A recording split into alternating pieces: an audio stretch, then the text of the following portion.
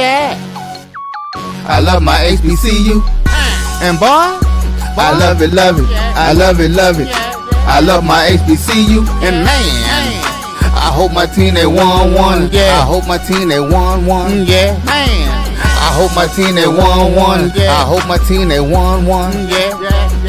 I tune into the HBCU Sports Lab to see if my team won or lost. If they lost, I'm quiet as a mouse. But if they won, keep tab. I'ma do the dab, yeah. Dr. Cavil, he know what he be talking about. Mike and Charles, they know what they be talking about. They compress the analytic data with this hip hop. If you know them like I know them, they gon' tell you if your team, if they won or lost, and who the ball.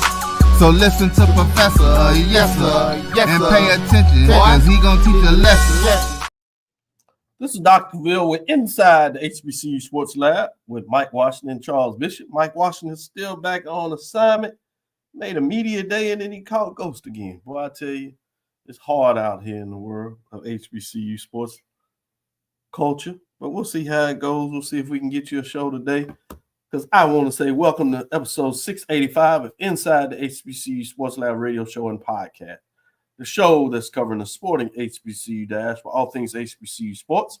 For institutions large and small, from the NAIA to the NCAA, we share insights and information on the HBCU sports culture, HBCU athletic aesthetics, to facilitate the story of HBCU athletic programs and the business of HBCU sports. In short, we just call it HBCU sports pedagogy. I'm your host, Dr. Kenyatta Cavil, along with my co-host, Mike Washington and Charles Bishop. As Mike is on assignment, so we have none other than AD Drew. We're filming from our home studios in a signal live at KCWH 1230 AM studios with the Texas Radio Hall of Famer, Ralph Cooper, multi-Hall of Famer, I should say, Ralph Cooper, in a beautiful home of Texas Southern University from Houston, Texas. With that being said, let me bring everybody into the fold and let's get into some dialogue in terms of the HBCU news of the day, see how everybody is doing as we close up the week, which means we're, 3 weeks away? About 3 weeks away. Will get us the exact date as we get into it. But as we are looking to do that before we actually get started, let me say this part of it. Drew, how are you doing today? And do you have the exact number of days away from the cricket NEAC SWAC Challenge kickoff in Atlanta, Georgia? Well, we are 23 days and 24 minutes from kickoff, to be exact. So I know Drew has not had necessarily the pleasure to join a Greek organization, but he went to FAMU, so he's familiar then, as well as Tuskegee, so he's familiar with the Greekdom. So you did a really good job. Charles, if you go back to the days, you used to go into the session, they asked you what time it is. Yeah, I had a time point. Yeah. You did that pretty well not to actually had to deal with any of that, right, wrong, and different. We're going to move forward before we get all of us in trouble in terms of that. It's a different world out there, baby. It's a different world. It's a different world. And I ain't talking about the TV show. Tempo. That was Tuesday with the Hillman shirt on, Dr. Cavil. Exactly. We're going to leave that right there where it was. Along with the mountain lions in North Carolina. A&M. Drew, I'm going to continue with you before I go to my friend Charles and ask Drew, how was your day? Man, one of those days, it kind of sucks when you have an event on campus when athletics is the only thing on campus. So, just one of those weird things on the schedule. We've got an event on campus in our arena, and there's nobody else on campus. I mean, campus is officially closed except for us. But outside of dealing with that, then when I get ready to leave to come to the house, I mean, it looked like one of those Noah Ark rainstorms coming through Atlanta right now. So, it was treacherous. I was pushing to getting home and making sure we got home in time in order to get this podcast on, because I was not going to speed and hydroplane to the house. Yeah. No, we didn't want that. We don't want that, but you did a good job. As always, you find a way to make a way, and we appreciate you for being able to do that in so many different ways. To inside the HBCU Sports Lab, as well as Black College Sports and many of the other endeavors you do for that matter. Let me go to you, Charles. Before I do that, today's episode of Inside the HBCU Sports Lab is sponsored by THG Agency, LLC. THG Agency is a company that provides sporting, educational consulting, and data analytics. With that being said, Charles, how are you doing today? Doing well, Doc. It's, refreshing to hear those coaches' whistles blaring in the background. And guys out there running around. You hear the band, early morning practices, and things. Hear those whistles as well, don't you? Yeah. So we up and going, and then I think it's good. You're early in camp. We got a little healthy, trash talking going on between schools. So this is you getting that right on time. You right on live with time. that energy. Yeah, Again, Drew, how many days are we away? Count. Go ahead and break that down. 23 hours and 23 days and 20 minutes. And actually, because they don't kick off at the bottom of the hour, we're going to say 23 days and 27 minutes because it'll be the kickoff is actually set for 7:37. Well, I swear Drew went through a process, but again, I will leave that alone. With that being said, let me go back to you, Charles. What's on your mind? What's hot in the HBCU space that has you excited? Yeah, let's take a look at it as the Walter Payton Award preseason watch list. Got some HBCU players on there. Kudos to Jacoby Morgan as he adds his preseason award total as he earned a spot on the preseason Walter Payton preseason award watch list. He's a two-time preseason offensive player of the year, and he finished last year. He threw for over 2,000 yards, 150, 234 passing, finished 10-1 as a starter with 10 consecutive wins. Also joining him on the Walter Payton preseason watch list is Travis Terrell Jr., who also was named to Phil Steele's. He's Phil Steele's freshman of the year last year. He's ranked among the best in the nation in returns, leading the nation in kick returns for touchdowns with 2. So Jacoby Morgan and Travis Terrell Jr. You also got Kevon King from Norfolk State, who is also on the Walter Payton preseason award watch list. So nice representation there with regards to the FCS Heisman Trophy. Preseason All-Americans. Big deal when you talk about Walter Payton Award list. Any front runners you see at this time, and why would you say that? Well, I think everybody pays attention to quarterback. So I think, when I started kind of looking at the list a little bit and you start kind of paying attention to the guys who are going to have the ball in their hands all the time. So I think quarterbacks are ones who kind of jump out to you on the list. But, the guys who tote the mail, and have an opportunity to get their hands on the ball, I think that's two things that kind of jump out with you with regards to Kevon King and Norfolk State, heck of a running back. And then, like I said, Travis Terrell Jr., he's one of the more exciting players, not just in HBC football, but in FCS football. So it'll be very interesting to see what happens through the course of the season. Yes.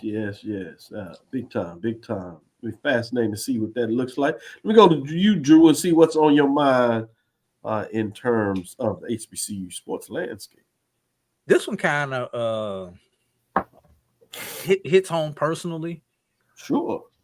John Madden legacy lives on through HBCU initiative from HBCU Game Day. And the reason this hits home is we know transportation is a big issue with a lot of our HBCUs. So Black College Hall of Fame has announced a powerful new partnership with the Madden Foundation. Together, they are launching the John Madden Caravan, a new initiative that expands access and opportunities for HBCU students. The partnership also makes the Madden Foundation an official partner of the All-State HBCU Legacy Bowl, a postseason game celebrating HBCU sports talent. What is the Caravan? It's a collaboration highlighting the launch of the official John Madden HBCU Caravan. This initiative will provide charter bus transportation for, count them, 800 students from 16 HBCUs to attend the All-State HBCU Legacy Bowl Career Fair in New Orleans. That's huge, Dr. Cavil. Access that is huge. And you know the career fair is held. All this happens during the month of February. So John Madden, and for those who don't understand the legacy of John Madden and HBCUs and the Oakland Raiders and HBCUs and the AFL and HBCUs, you need to open up a history book and really go back and read and understand the legacy and history. Were it not for the AFL and the Oakland Raiders, along with the Kansas City Chiefs being two of the front runners with recruiting African-American athletes from HBCUs, we may not have some of the opportunities that we have today. Want to throw another one in there. The Denver Broncos with the first starting Black quarterback. Anybody remember that name? Marlon Briscoe. Yeah. Who later moved to wide receiver with the Buffalo Bills. So, but just a little history lesson, but this really kind of goes back to who John Madden was as a man beyond a football coach, with his foundation partnering with HBCU, something he's been doing since the 60s. Good stuff. Then go back to you, Charles. Give you a chance to provide some additional information that has you thinking this week as we start to close things out, as you busy listening to those whistles, whether it's the marching sport or on the football field. No doubt. Let's take a look at some more preseason award lists, and this comes to us from HBCU Sports. But Buck Buchanan Award watch list has some HBCU guys sitting out there. I want to take a look at Southern's Kelby Gibbons, who was the SWAC's Defense Player of the Year last year. He is on the Buck Buchanan preseason award watch list. Talking about Kelby Gibbons, huge season last season, 73 tackles, a conference leading 27.5 tackles for loss and 12 sacks. He's on the watch list. You also have Morgan State linebacker Eric Hunter, who is on the Buck Buchanan watch list, as well as North Carolina Central's Malcolm Reed, who's coming off a breakout season as he earned all MEAC first team honors last season, as he tallied 60 tackles and snagged 2 interceptions. And he also defended 11 passes, second best in MEAC last year. So all three of those guys on the Buck Buchanan preseason award watch list. Good stuff. I would ask you for the front runner there, but I think it's given to all of us. Oh my God, Kelby Gibbons is right. And, yes. And while he's making his own news, defensive back Jaguar said that they're going to conquer Jackson State this year. I don't know what else you expect somebody to say. I mean, I guess there's always bullets, but what are you supposed to? Yeah, we're gonna lose to Jackson for umpteenth time. Yeah, I love it. I mean, bump gums. That's what it's about. Early in camp. That's what I love. Love to hear it. Yeah. But you should have a bonus point. You need to beat your rivals. So I hope you do. To his credit, he is calling it out early, because I mean, I was with Jackson State when they were walking through the wilderness from 2014 by 2019. Could not beat Southern, and now it's crazy how it's flipped, and now Southern can't beat Jackson State. So things happen in cycles. We'll see what happens. Drew, before we close out this segment, I'm gonna run back to you, see if there's another item that you want to share with the people. How about this one? And this one really up under the radar, but for the sake of time, we got to fill up this rest of the segment before this first break. How about let's go to our independent school, Tennessee State. They're rebuilding after losing Eddie George as their head coach, new coach, Reggie Barlow. Where Reggie Barlow is going to, who actually was a NFL player too. Everybody forgets Reggie made it to the league, but he's going to bring in the nephew of a former NFLer. In Jordan Palmer. Does that name sound familiar? Cincinnati folks out there? Yeah. Arizona Cardinals fans, SC fans. Yeah. He is the nephew of Carson Palmer. Okay. Who, like I said, Cincinnati, Arizona, and played his college ball at USC. So just just somebody to kind of keep an eye out on. You know, we love to tout the NFL and legacies from the NFL. So we got another legacy player that we need to look at, and you know, a non-African American quarterback at HBCUs. You know, once upon a time, that was a headline. The fact that you did not have a African American playing quarterback.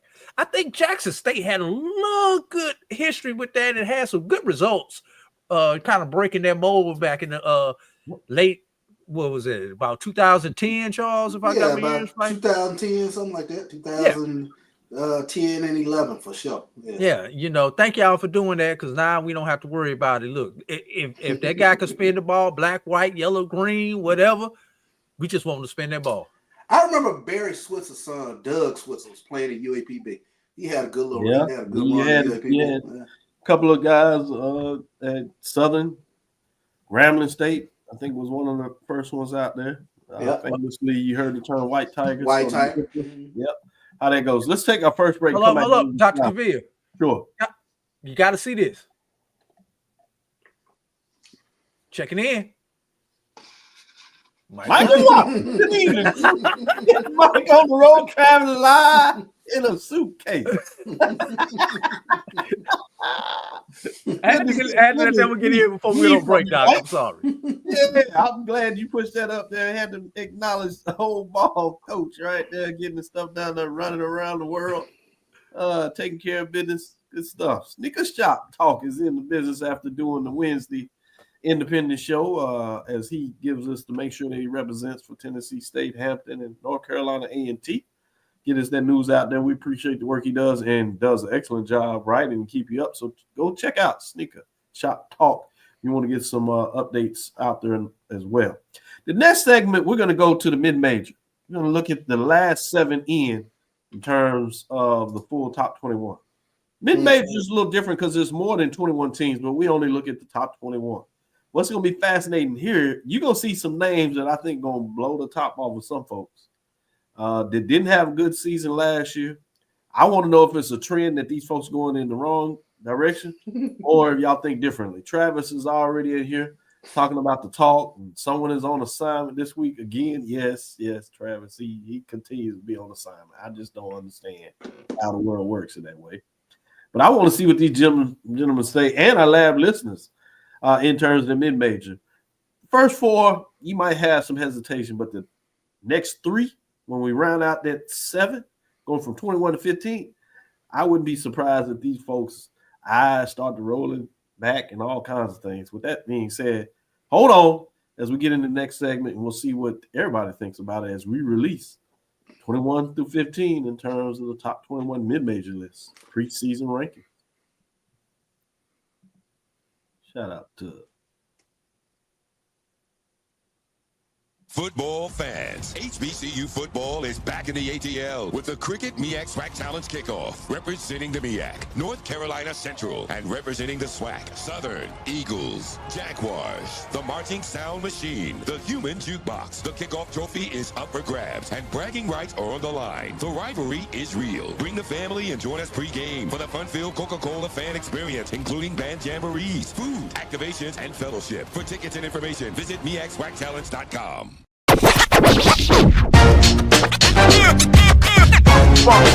It's like a loop machine. Going around town, trying to get down.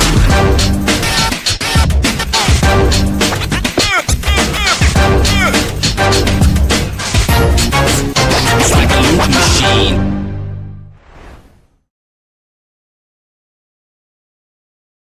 The Cavil Group is a Florida-based marketing and training consulting firm. We help businesses communicate to their target audience and engage them in conversation. We also help to expand their audiences, which will ultimately result in growth for those organizations. In addition to being a certified constant contact specialist, my colleagues and I are also certified in John Maxwell Leadership Principles. We use these proven principles to conduct workshops, training, and private coaching sessions for individuals and companies looking to take things to the next level. contact us to schedule a free consultation. Issues today, don't delay, call Cavil.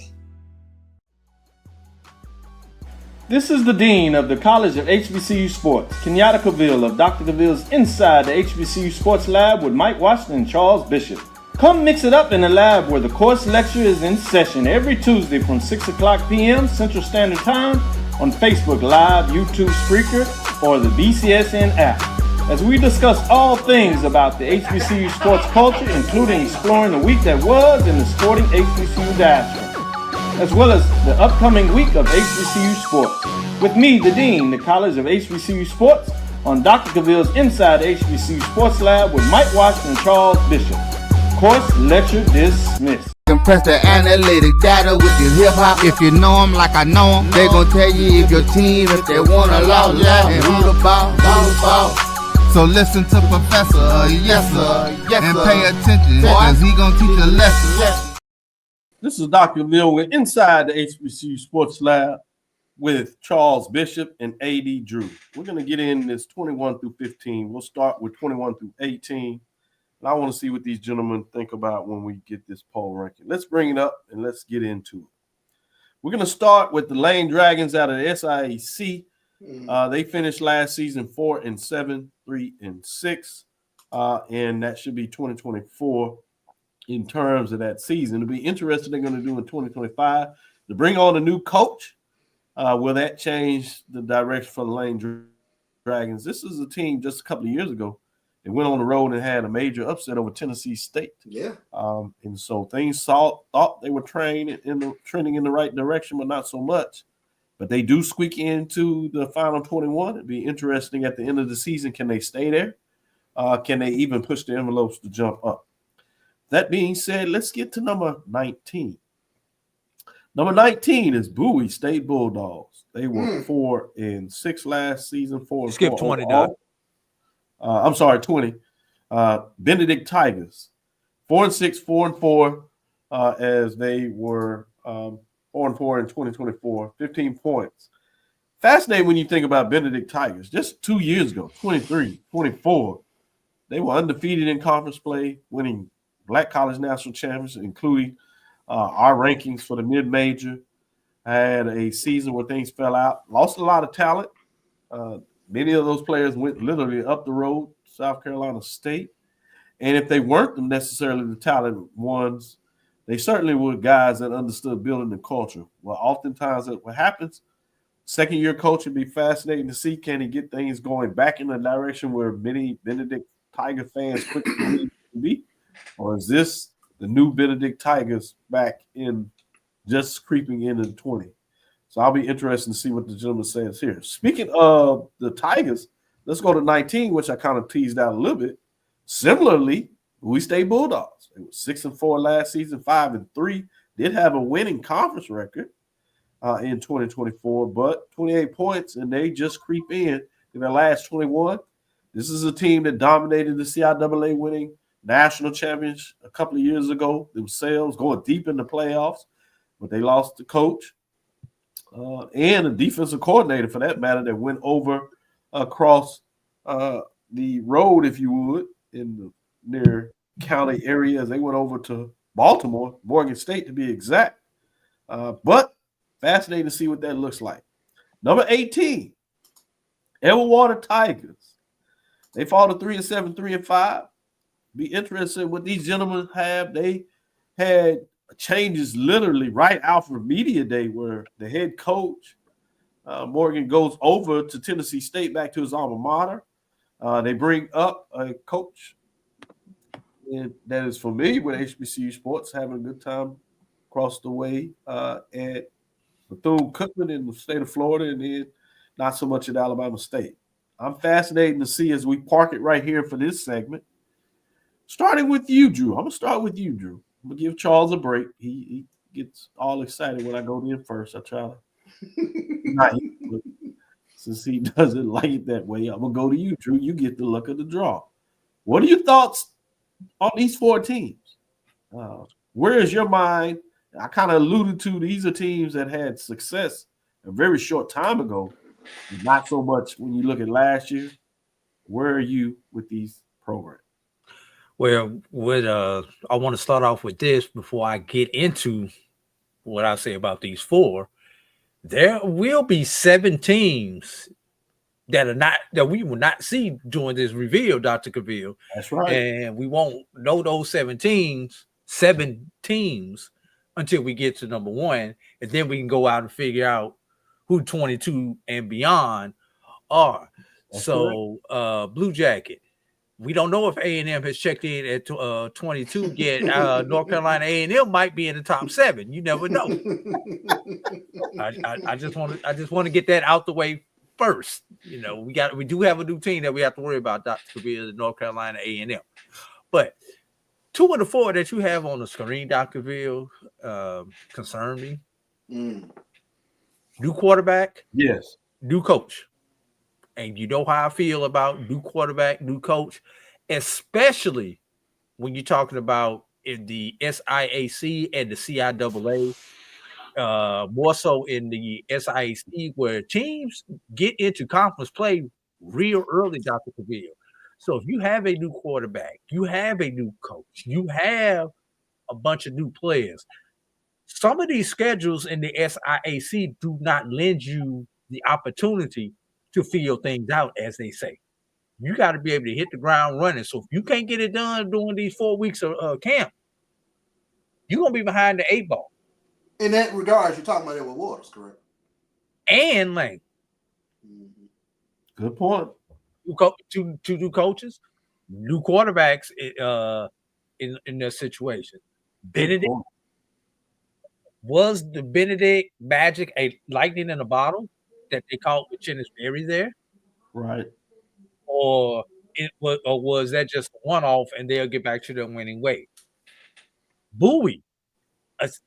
The fact that Bowie is in this third of your poll, Dr. Cavil, is very, very disappointing, because we all remember the Bowie State of Amir Hall and Jerome Johnson back in the late teens and early 20s. That's but right. with their coach, Coach Wilson going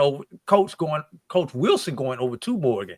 I'm about to say Coach Morgan going over to Wilson. Boy, I about made a gaffe on that one. Coach Wilson going over to Morgan. You know, they have not been able to recapture it. Is Benedict falling into that same pattern that Bowie did when they lost their coach and lost their dominance? I guess we're gonna find out. Good stuff. Good stuff. Charles? I think the thing that jumps out for me is, and I think Drew, you touched on it. I mean, Brian Jenkins coming to Edward Waters, and I guess the question becomes: can Edward Waters kind of have that Chennis Berry like effect? You know, in terms of Brian Jenkins, we've seen him win before in terms of what he was able to do at Bethune-Cookman. And although it is a new quarterback, I am curious as to if you can have that 180 with in that quick time. And I think, AD, you bring out some great points in terms of, you know, SIAC schedule lends you no favors in terms of trying to make that mesh real fast. But if they are, can Edward Waters be that sort of surprise team that just ascends out of nowhere when nobody saw them coming through? Man, and the lab listeners are cracking up still with this. They love North Carolina A&M. What are they, the Mountain Cats? What do you call them? Mountain Lions. Charles gave another nickname. I know. Mountain Lions, Mountain Cats. Mountain Dew. Who cares?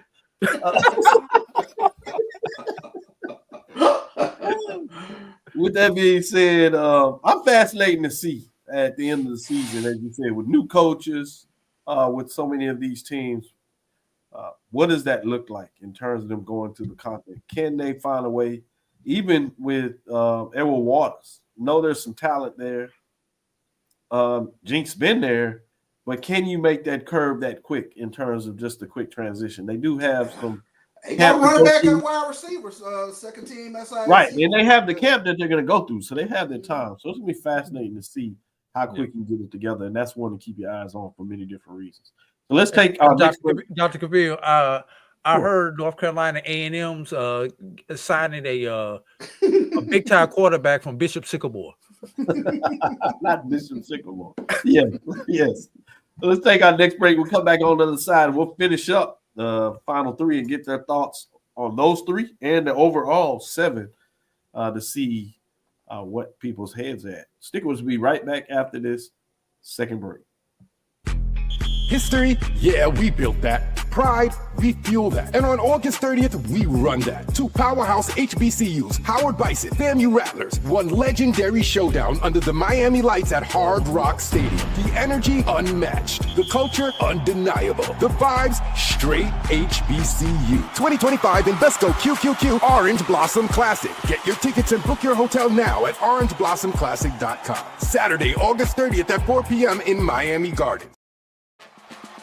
HBCU football fans, the Cricket MEAC SWAC Challenge Kickoff is celebrating 20 years this August. From Birmingham to Orlando to campus sites and now in Atlanta. The Cricket MEAC SWAC Challenge Kickoff has been a mainstay in HBCU athletics. 2 decades of providing a national platform on ESPN and now ABC for the finest HBCU programs in the country and some of the most talented players and coaches that have represented them.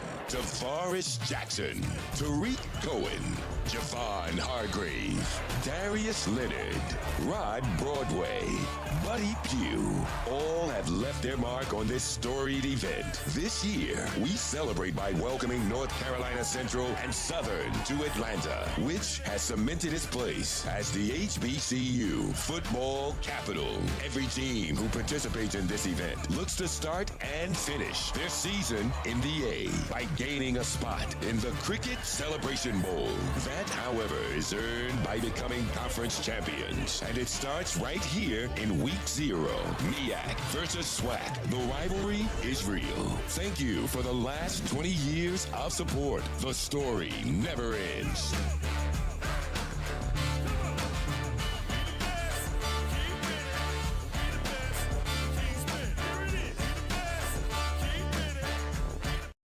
Compress the analytic data with your hip hop. If you know them like I know them, they gon' tell you if your team, if they wanna lose, and who the ball. So listen to Professor, yes sir, and pay attention, cause he gon' teach a lesson. This is Dr. Mills inside the HBCU Sports Lab with Charles Bishop and the AD Drew. The professors are in the building. Let's continue along with this conversation. Let's review quickly. We have Lane Dragons out of the SIC. They finished 4-7, 3-6 in 2024. You have the Benedict Tigers that were 4-6, 4-4 in 2024. Also, you have at number 19, Bowie State Bulldogs. They were 4-5, 3-4 in 2024. And finally, number 18, Everwater Tigers, 3-7 and 3-5 in 2024. Well, we covered that in the last segment. Let's get to the final 3 and see who's in this 17, 16, and 15. Starting with number 17, you have Savannah State Tigers. They finished at 500 last year, 4-4, both 500 in the overall record as well as in terms of the conference play. 42 points.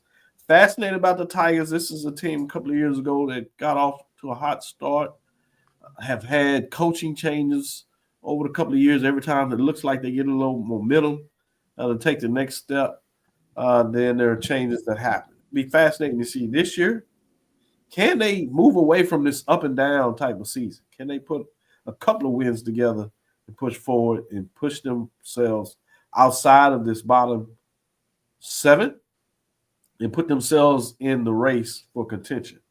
We shall see. At number 16, Tuskegee Golden Tigers, 5-6, 3.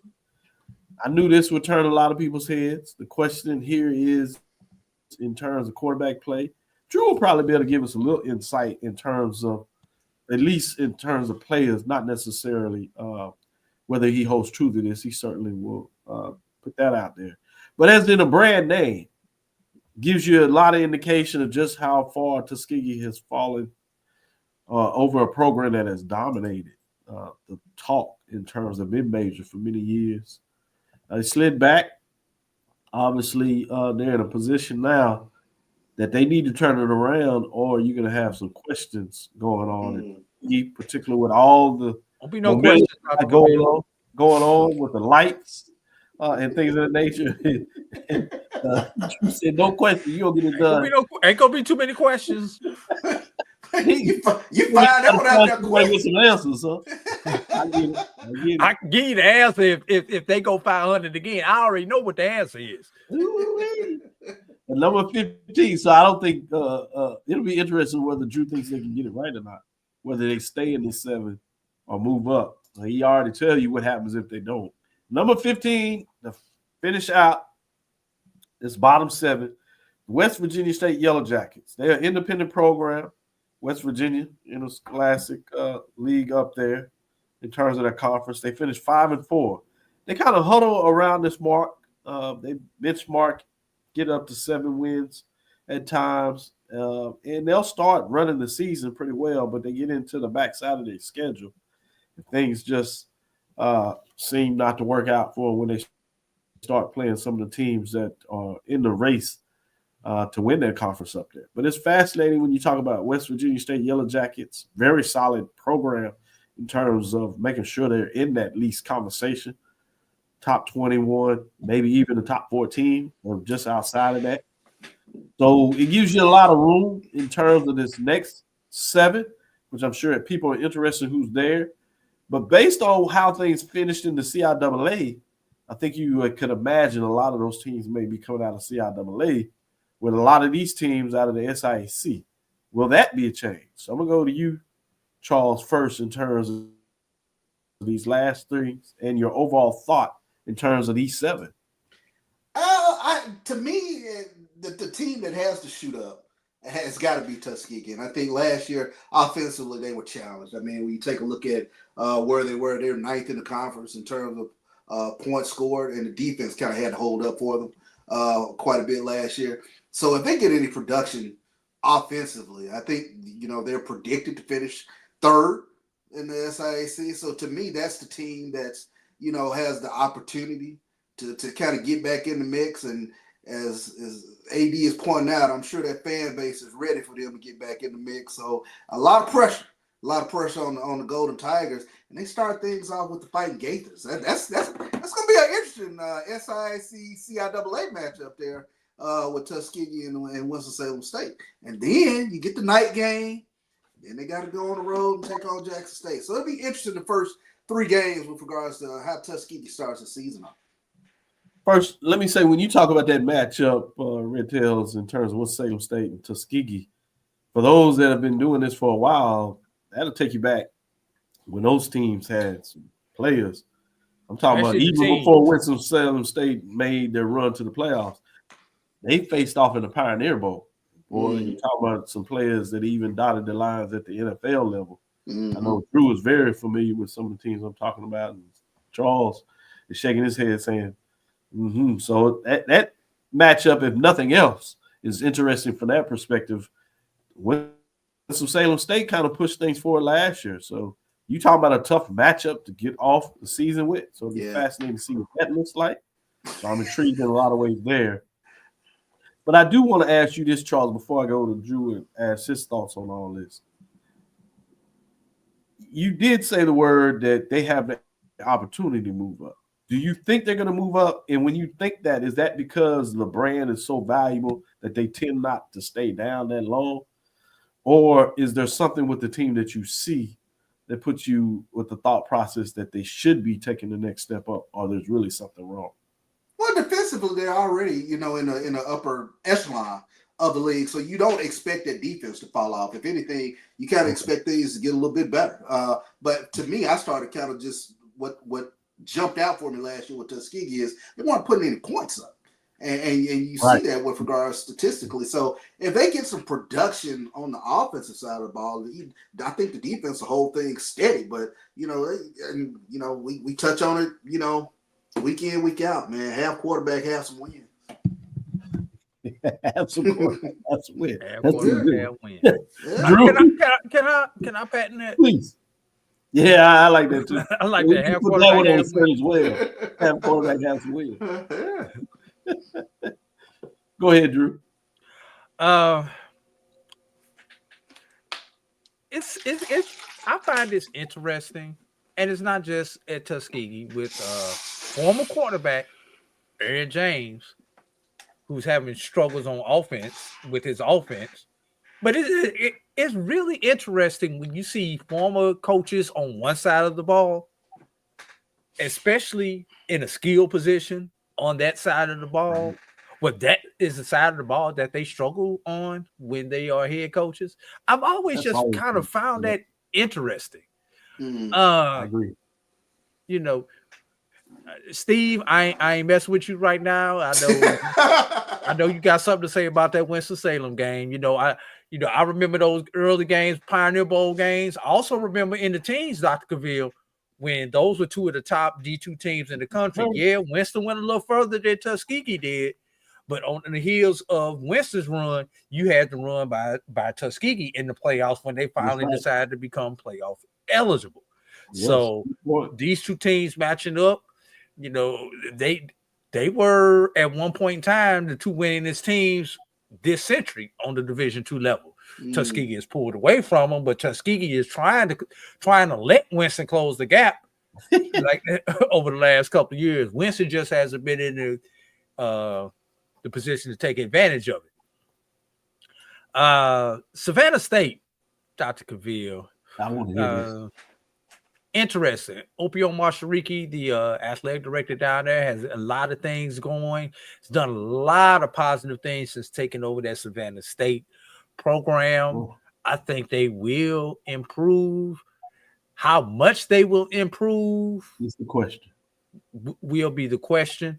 Of the 4 SIAC teams that I see on here, Dr. Cavil, yes, I think Edward Waters, schedule-wise, sets up the best out of those 4 teams to be able to move up. And when I look at Edward Waters' schedule, I just had it pulled up. The heavy hitter on their schedule is Clark Atlanta and Miles.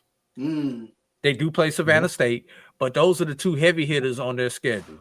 Look at it. What are those games? Does Miles stay up there? Say again. I said, does Miles stay up in the upper echelon? No. We'll see what Dr. Cavil say. We'll get there. But Dr. Drew say no. We're gonna wait on the official result of that. What game was that you was asking me about before Charles distracted me, Doc? Man, I need to go back and look at my computer records. I'm getting a little nervous while y'all talking now. I just focus on these. I need to go back and see where they fell. Yeah. What stuff. Game was you asking me about? No, I was just saying, where are those 2 games? Which one? Miles. They host Miles, and they come to Atlanta. Good stuff. I really appreciate the way y'all break that down. When you take the time when you're doing your rankings, that you take that extra step to look at the schedule, particularly when you're talking about all these leagues now, where whether you're playing in one league schedule or in divisions, the schedule still is in balance.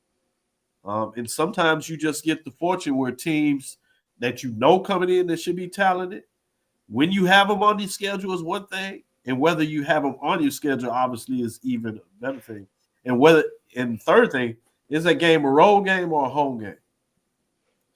Right. And so those things are fascinating when you look at that to get a little more indication in terms of your thoughts on everything. With that being said, let's take our last break. Good comments here. Great job in the by the lab listeners in the talk. Appreciate keep it coming. Good dialogue, particular how y'all going back and forth on the North Carolina A&M, trying to figure out where they're ranked. I know y'all disappointed that they're not in this 21-7. I guess we're still trying to figure out whether they're a major division, a mid-major division. They trying to figure that out too, Dr. Corey. Right. But as we said this last segment, Association. Exactly. As we get in this last segment, I do want to talk about the major HBCU Conference Forum Alliance. It's official now. We've heard some press releases about this coming to being, but it sounds like they formalized it in terms of being recognized. So as we talk about a little bit in this last segment and some other thoughts of the day on the news side. I want to get these gentlemen's thoughts on that. So let's take our last break, come back on the other side, and do just that as we start to close things up. Getting ready for the Cricket MEAC Challenge kickoff. I can't wait for Toe to meet Leather. We will all be in Atlanta, so meet us there. If not, we'll give you an update on the show and tell you how much you missed.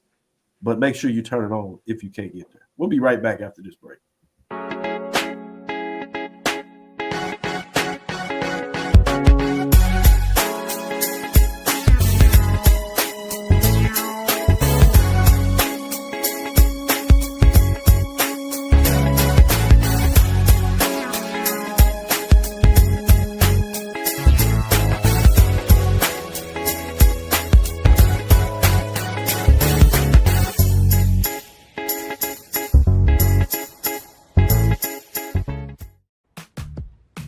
Nope. Nope. Come on, him? Ooh, I like him.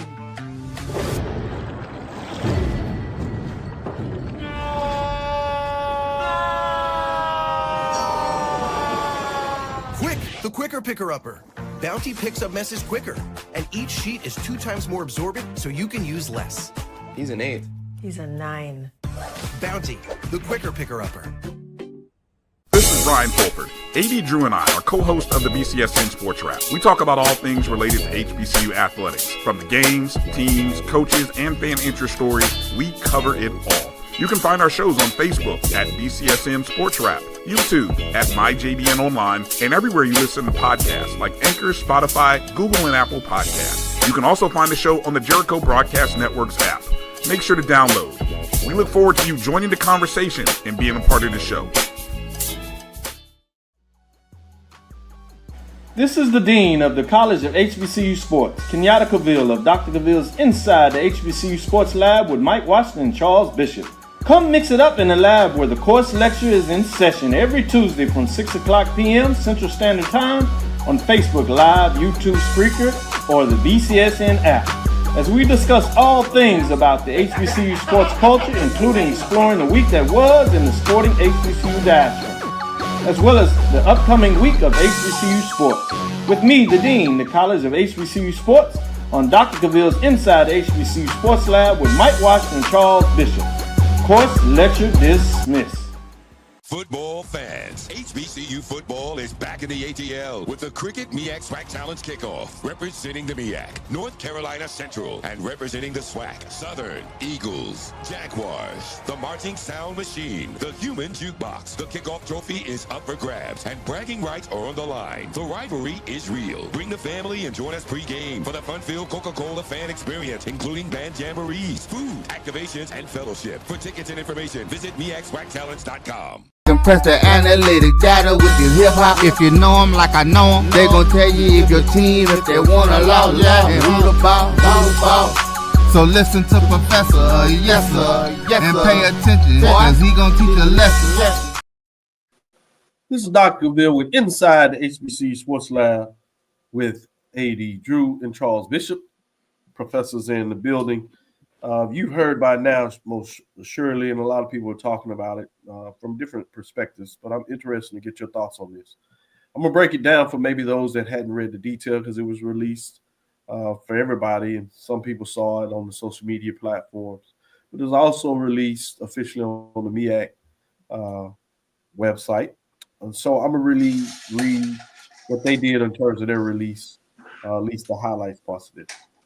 The commissioners of the 4 National Collegiate Athletic Associations, NCAA, conferences comprised of historically black colleges and universities announced today the creation of the HBCU 4, as the number 4 for conferences, obviously, used as association, a landmark alliance dedicated to protecting the integrity, legacy, cultural value, and competitiveness of HBCU athletic program. The association was officially established on July 30th, 2025, yesterday, during a leadership retreat at the Salamander Hotel in Washington, D.C., marking a historic moment in the collaborative advancement of HBCU athletics. The HBCU4US Association is comprised of the following commissioners. That is Sonia Steele, Commissioner, Mid-Eastern Athletic Conference, MEAC. As A.D. Drew and Brian shared on their show this past Sunday, the correct framework of things that you must know if you're going to get into the HBCU sporting streaming talk business. You have Charles McCullen. We know him as Dr. Charles McCullen, Commissioner of the Southwestern Athletic Conference, also known as the SWAC. Jackie McWilliams Parker, Commissioner of the Central Intercollegiate Athletic Association, or the CIAA. CIAA. CIAA. And Anthony Holloman, we also know him as Dr. Anthony Holloman, Commissioner of the Southern Intercollegiate Athletic Conference, SIAC. Together, these conference commissioners will serve as a gatekeeper of HBCU athletics, providing a unified voice and strategic direction for the four conferences.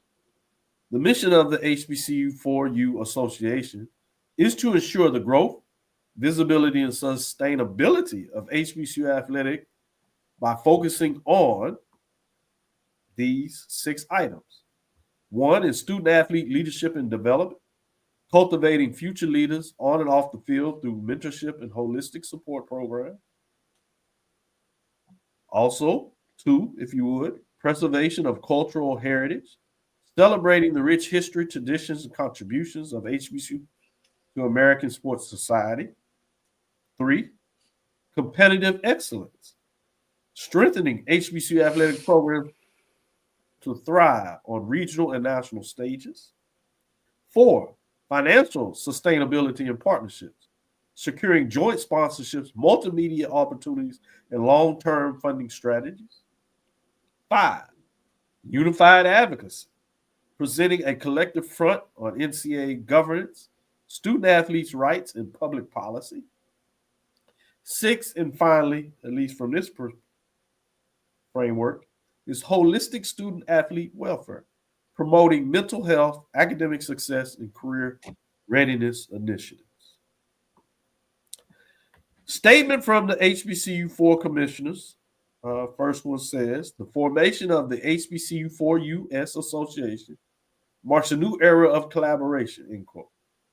The commissioner said in a joint statement, quote, as stewards of our storied athletic programs, we are committed to honoring our legacy of opportunities that ensure the competitiveness and sustainability of HBCU athletics for generations to come, end quote.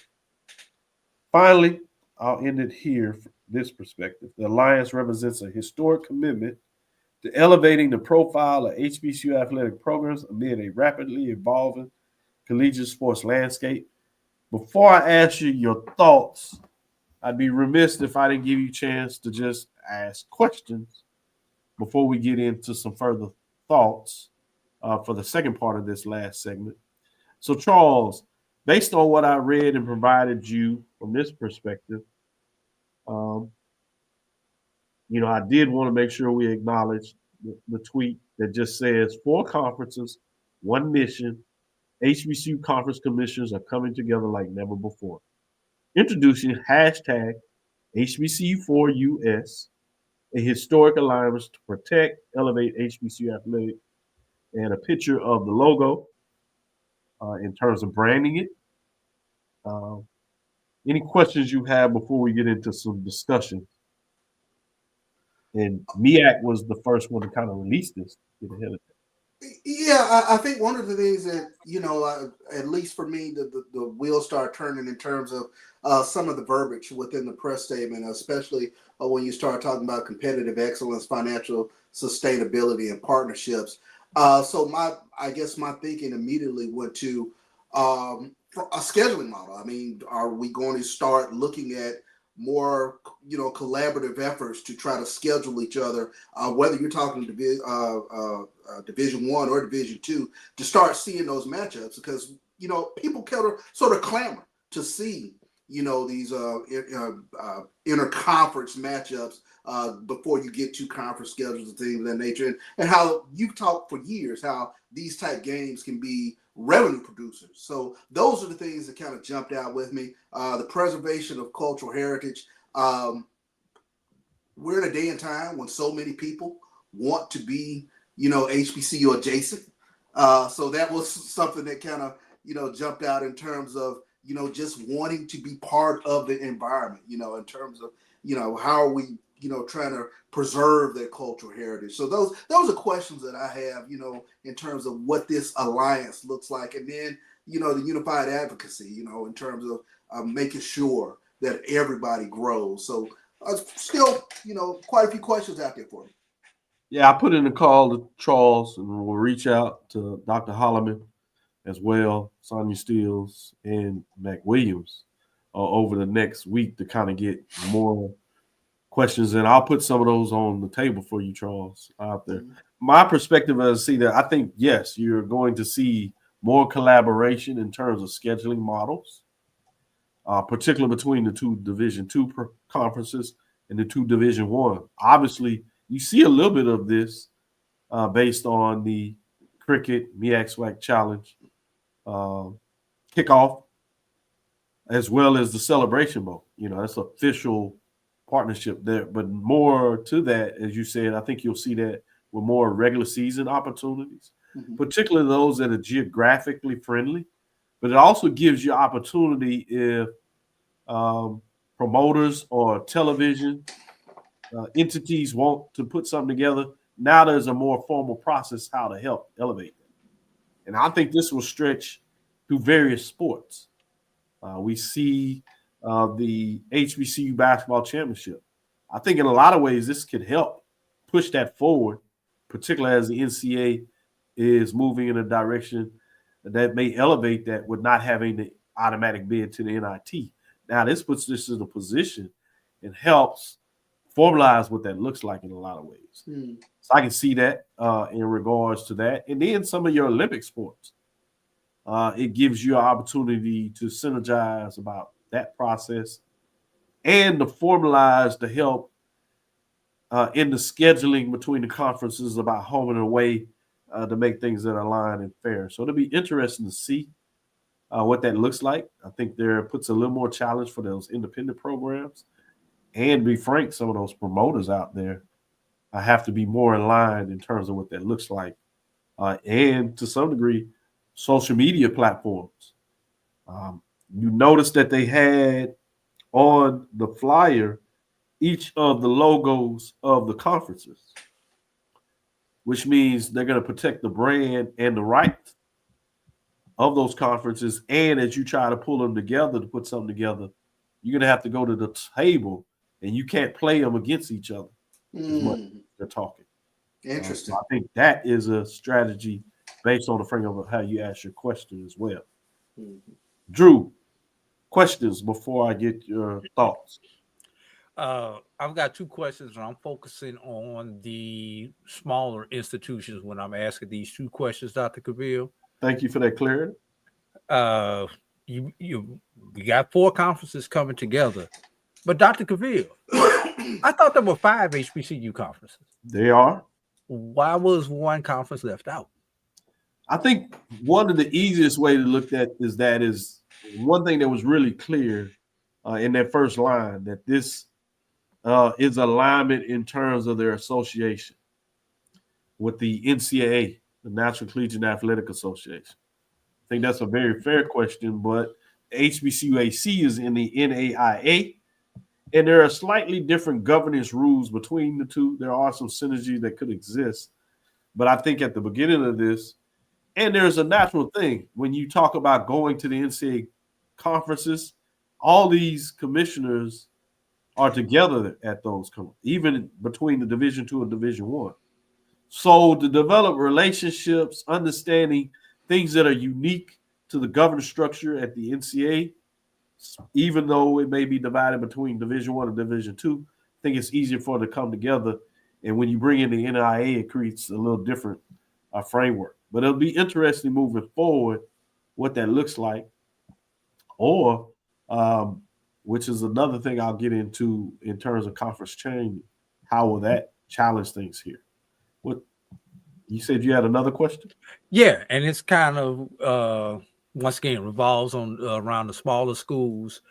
No secret that everybody's been clamoring about the MEAC and possible expansion or things of that nature.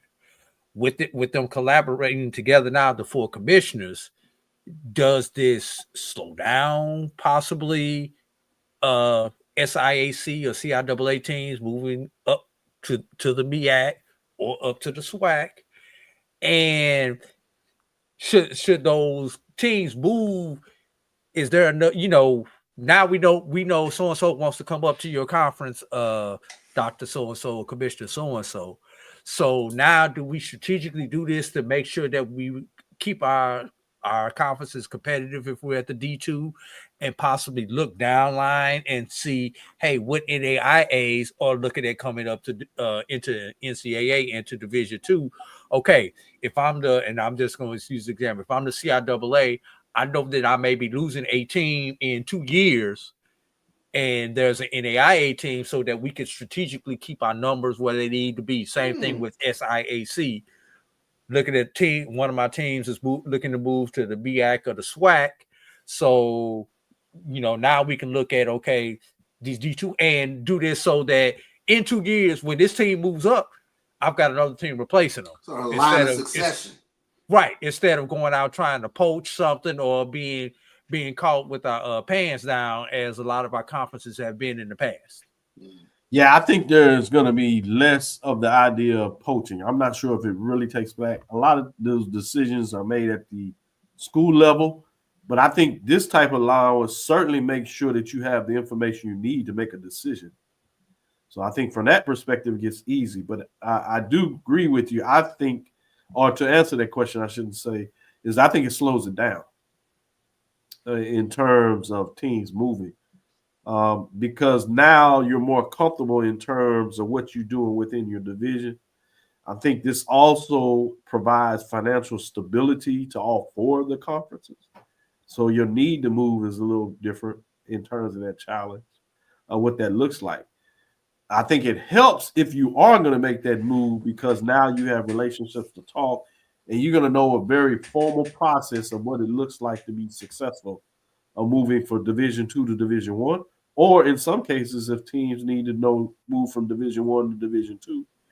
In addition, it helps the commissioners work with the president or chancellor that is making that decision to be able to reach out and say, hey, this is what is taking place and what the person is interested in. But ultimately, I think it slows it down. I'm going back to you, Charles, and just give your overall thoughts. Any thoughts that you want to share as this positive? Is it a nothing burger? Where do you see this from your perspective for the announcement of the HBCU 4U Association? Well, just in terms of the questions that we put on the table, I think there's strength in numbers. I think that's huge. It's historic in nature. I'm just kind of hit me. I was like, wow, I wonder why we've never seen this up until 2025. But maybe we're in that, I guess, realm within sports where this sort of collaboration has brought itself to this day. So I'm looking forward to see the collaborative efforts in terms of what it means. So I'm still a lot of things kind of out in the dark right now for me. So once I kind of understand what they're trying to do a little bit more, I feel more comfortable with it. Drew, your overall thoughts? I was going to kind of answer Charles's question. Why we haven't seen it before, this just might be speculation, Charles, but really until our generation, is particularly our adult life, your generation, my generation, Doc's generation, a lot of these conferences did not have full-time commissioners. So that may have been one of the reasons why we're just now seeing this, because we're really only 2, 3, 4 deep as far as full-time commissioners in a lot of these conferences there, Charles. We've got 47 institutions that have just come together by this alliance, everybody. 47. Would have been 48 were it not for St. Augustine's in limbo there in the CIAA, not competitively in the CIAA this year. So 48 like similar minds, that's a lot of economic power. That's a lot of alumni power that is there. We've got the 4 commissioners who've gotten together on the same page. Can we get the 47 presidents and or chancellors to get together and follow the lead or the recommendations of these conference commissioners? Because there's always a rogue one out there somewhere. So great point. That's the thing I have, because the economic potential, the educational potential, the from an advertising standpoint, from a marketing standpoint, and everything else is tremendous. The MEAC could possibly know what the SWAC is getting for their media rights deal. So when they go to negotiate their media rights deal, they can negotiate in proportion. Obviously, MEAC doesn't have the inventory that SWAC, but they can still kind of recognize the number. SIAC, CIAA have similar inventories. So, if they share that information, readily share that information instead of trying to hide it, I got me mine, you go get yours. Maybe we can actually do something. And if we could get NIL figured out in all of this for our HBCUs, with these 47 institutions coming together, we might be able to play ball with the big boys. Yeah, I think in a lot of ways I agree with you from that standpoint. One that stands out to me is that preservation of cultural heritage, celebrating the rich history, tradition, contribution of HBCUs to American sports society. But you look at that in terms of the brands, just looking at the NFL. Recently, we had the Major League Baseball Hall of Fame, but you think about the Hall of Famers throughout these conferences. Now, when you go to market, companies that want to market towards this HBCU marketplace, they just locked up essentially 50 other HBCUs at one time. If you go to this body and say, hey, we want an avenue to be able to get to all of you all, they have an agreement where you can do percentage breakdown, where you can now reach a deal essentially with all 4 of them through this alliance, which will generate more revenue. You talk about the brand association, and now how you look at developing a paraphernalia, apparel through this is also significant in what that looks like. You talked a little bit about in regards to television broadcast rights. What does that look like? But I think it brings in a lot of synergy. But I'm fascinated in terms of what this looks like and the opportunities it brings. But one of the questions you asked earlier was, why we didn't see this before. I think the impetus, if you really look back at where this comes from, is COVID. COVID really changed the landscape and put a pause and put a stressor on athletics in such a way. Obviously, if you look a little more specific at the Division I level, the House NCAA settlement was the next layer to that. But if you're talking about the front line of where this really started in a lot of ways with COVID, in terms of how conferences had to look at doing the business of sports at the intercollegiate level differently. The other thing that I thought you brought up is a salient point, Drew, in regards to the president's chancellors. I will say this. The first step in that becoming more likely, I'm not sure if you can really ever get 47 of the same, anything on the same page. But this does not come together if at least the chairperson of the president's council doesn't support it. So at the very least that each one of these 4 commissioners at this point in time has a great deal of leverage with the chairperson of the president's chancellor's committee, who saw this as advantageous.